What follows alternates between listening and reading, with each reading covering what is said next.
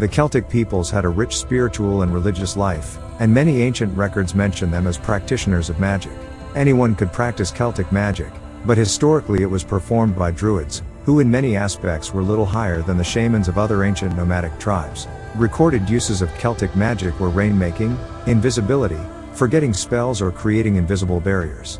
Celtic spells were cast using specific incantations and mentioning the name of spirits or gods. Amulets were used as vessels of magical power. There was natural magic, which means the use of the occult properties of stones, herbs, and the heavenly bodies. This kind of magic was basically allowed. On the other hand, there was learned book magic, which was potentially illicit because it involved trafficking with spirits. Each clan, tribe, or kingdom had its own druids, who, in time of war, assisted their armies by magic art. The ancient Roman historian Pliny writes about the priestly functions of the druids, but associates them largely with magic, and so applies the name magus to them. Even in the Celtic sagas, druidism is often a synonym for magic. The magical power of druids was exercised to a great extent over the elements, some of which the druids claimed to have created in the first place, and sometimes the Celtic druids were said to have even created the world.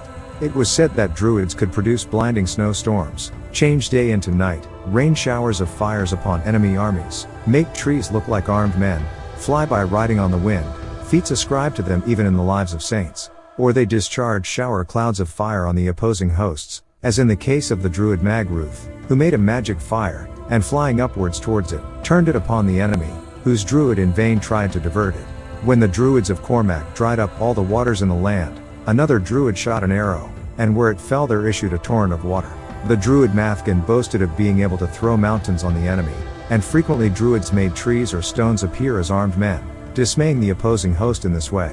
They could also fill the air with the clash of battle, or with the dread cries of eldritch things. Similar powers are ascribed to other people.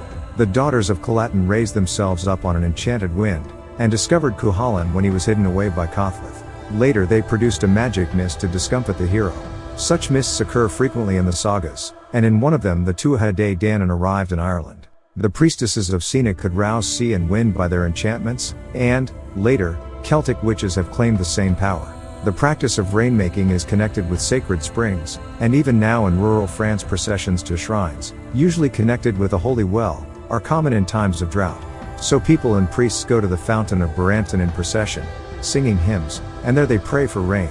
The priest then dips his foot in the water, or throws some of it on the rocks. In other cases the image of a saint is carried to a well and asperged, as divine images formerly were, or the waters are beaten or thrown into the air. Another custom was that a virgin should clean out a sacred well, and formerly she had to be nude. Nudity also forms part of an old ritual used in Gaul.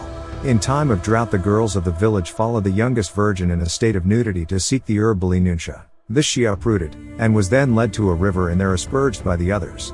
In this case the asperging imitated the falling rain, and was meant to produce it automatically.